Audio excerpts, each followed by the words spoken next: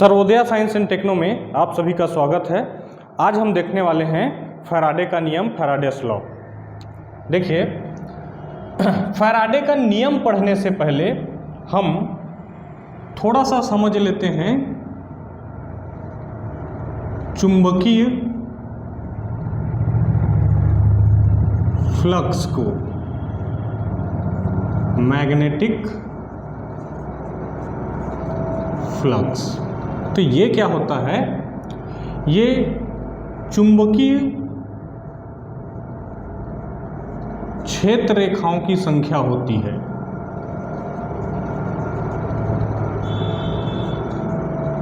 चुंबकीय क्षेत्र रेखाओं की संख्या होती है। Number of magnetic field lines. ठीक है क्या? अब फैराडे ने जो एक्सपेरिमेंट किया था उसमें क्या था? देखिए, उसने एक कॉइल लिया था और इस कॉइल में गैल्वेनोमीटर लगा दिया था। ये जो गैल्वेनोमीटर है इसका काम है अल्पधारा मापन। ठीक है, स्मॉल करंट को मेजरमेंट कर लेता है। ठीक है क्या? इसके बाद इसने क्या किया? एक चुंबक को, एक मैग्नेट को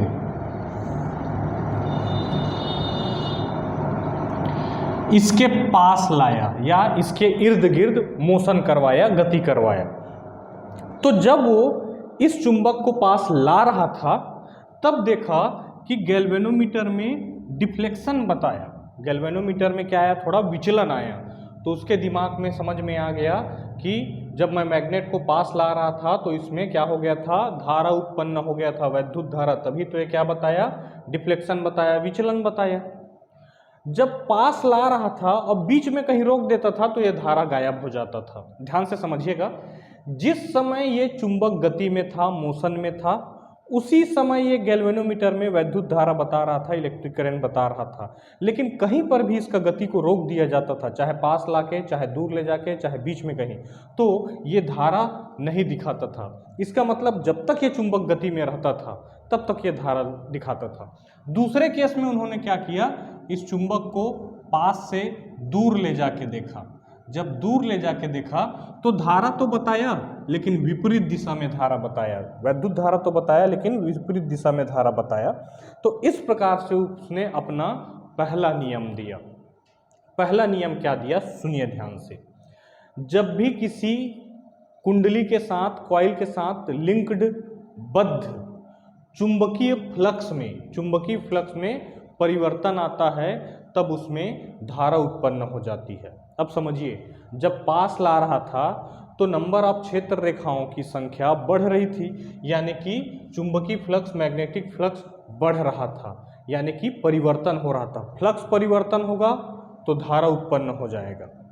ठीक है। जब दूर ले जा रहा था तो चुंबकीय क्षेत्र रेखाओं की संख्या, यानी कि चुंबकीय फ्लक्स, मैग्नेटिक फ्लक्स कमी आ रही थी, यानी कि परिवर्तन हो रहा था। तब इसमें धारा तो बताया लेकिन विपरीत दिशा में। वापस से सुनिए, उसने क्या कहा था? जब भी किसी कुंडली के साथ बद्ध चुंबकीय फ्लक्स में परिवर्तन आएगा, परिवर्तन का मतलब चाहे बढ़ते रहे चाहे घटते रहे, दोनों ही स्थितियों में इस कॉइल में, कुंडली में धारा उत्पन्न हो जाएगी, जिसे प्रेरित धारा इंड्यूस्ड करंट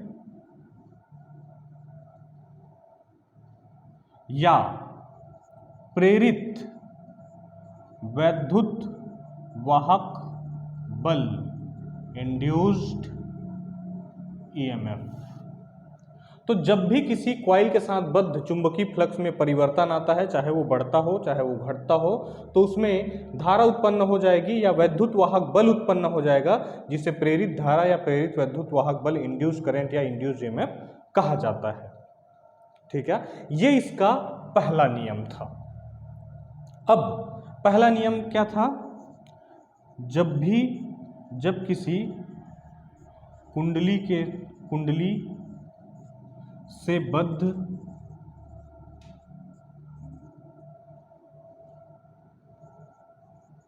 फ्लक्स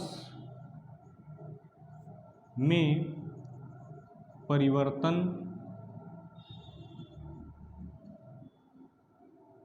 आता है तब उसमें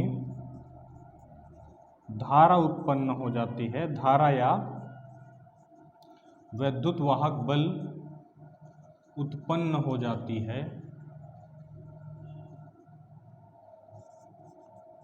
जिसे प्रेरित धारा या प्रेरित वैद्युत वाहक बल कहा जाता है।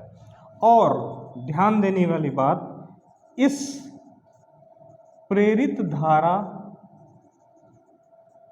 का अस्तित्व तब तक रहेगा जब तक फ्लक्स परिवर्तन हो रहा है। समझ रहे हैं क्या? बीच में कहीं पर रोक दिए तो धारा प्रेरित होना खत्म हो गया। तो ये इसका अस्तित्व तब तक रहेगा, इस धारा का अस्तित्व तब तक रहेगा जब तक ये गति कर रहा है। ठीक है, जब तक फ्लक्स में परिवर्तन हो रहा है। जरूरी नहीं है कि फ्लक्स परिवर्तन के लिए चुंबक को ही गति कराया जाए, चुंबक को वहीं रख के कुंडली को भी गति कराया जा सकता है। दोनों के बीच सापेक्षिक गति होना चाहिए, रिलेटिव मोशन होना चाहिए। ठीक है क्या? और दूसरा नियम देखिए, इसका मतलब इसको पास लाओगे चाहे दूर ले जाओगे तो फ्लक्स में परिवर्तन हुआ, धारा प्रेरित हो गया, जिससे क्या कह रहे हैं? प्रेरित धारा या प्रेरित वैद्युत वाहक बल कह रहे हैं। दूसरा नियम था इसका, इसने बोला था कि जो प्रेरित वैद्युत वाहक बल है जिसको एप्सिलॉन से दिखा रहे हैं, ये एप्सिलॉन बराबर होगा फ्लक्स परिवर्तन के दर के। हम फ्लक्स को दिखा रहे हैं फाई से, तो क्या बोल रहा है? फ्लक्स परिवर्तन दर, rate of change of magnetic flux. ठीक है क्या? क्या बोल रहा है कि प्रेरित वैद्युत वाहक बल उतना ही ज्यादा होगा जितना फ्लक्स में परिवर्तन दर होगा। ठीक है क्या? मतलब अगर आपने इसको काफी स्पीड से पास लाया या काफी स्पीड से दूर ले गए तो इसमें फ्लक्स का परिवर्तन दर ज्यादा होगा, rate of change of magnetic flux ज्यादा होगा, तो वैद्युत वाहक बल भी ज्यादा होगा। ठीक है क्या? अब इसके बाद आया लेंज का नियम, और इसने प्रेरित धारा या प्रेरित वैद्युत वाहक बल का दिशा बताया।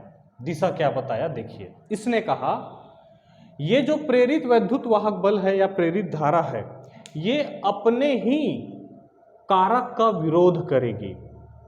जिसने इसको पैदा किया उसी का विरोध करेगी, अपोज करेगी। इस तरीके से धारा का दिशा होगा। ठीक है? The direction of current will be in a such a way that it will oppose its cause which produces it. यानी कि अपने को ही पैदा करने वाली ये इसमें जो धारा उत्पन्न होगी वो कैसे होगी? जिसने इसको पैदा किया उसी का विरोध करेगी। देखिए कैसे, जब इस चुंबक को आप पास ला रहे थे, तो इसमें धारा इस तरीके से उत्पन्न होगी कि ये वाला नॉर्थ बना लेगा। ध्यान दीजिएगा, जब भी किसी कुंडली में धारा प्रवाहित होती है तो कुंडली चुंबक जैसे बन जाता है, क्षण चुंबक जैसे, बार मैग्नेट जैसे बन जाता है, और एक तरफ उसका नॉर्थ बन जाता है, एक तरफ साउथ बन जाता है। तो जिधर धारा एंटी क्लॉकवाइज दिखेगा,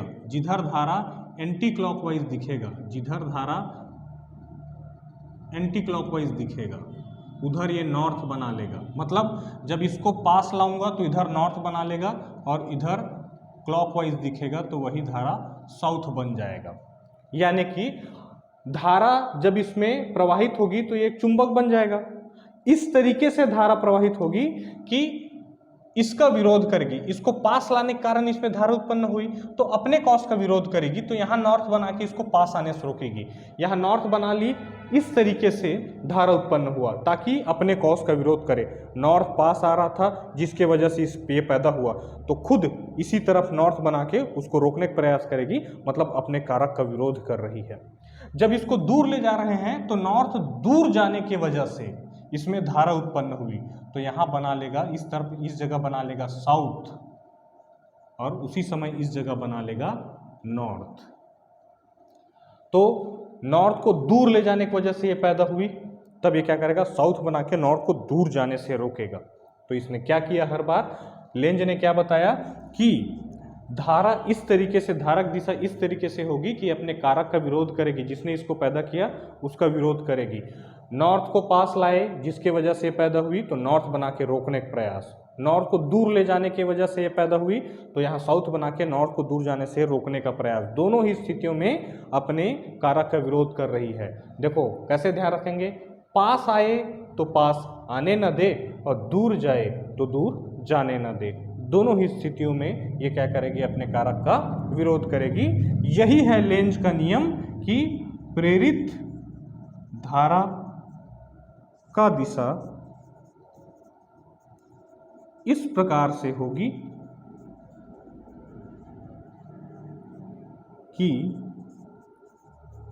वह अपने कारक का विरोध करेगी, जिसने इसको पैदा किया उसी का विरोध करेगी। इसीलिए यहाँ सामने ऋण लगा दिया जाता है, ये बताने के लिए कि ये अपने कारक का विरोध कर रही है। उम्मीद करता हूँ कि फैराडे का नियम और लेंज का नियम आपको ठीक से समझ में आया होगा। मिलते हैं अगले वीडियो में, तब तक के लिए थैंक यू।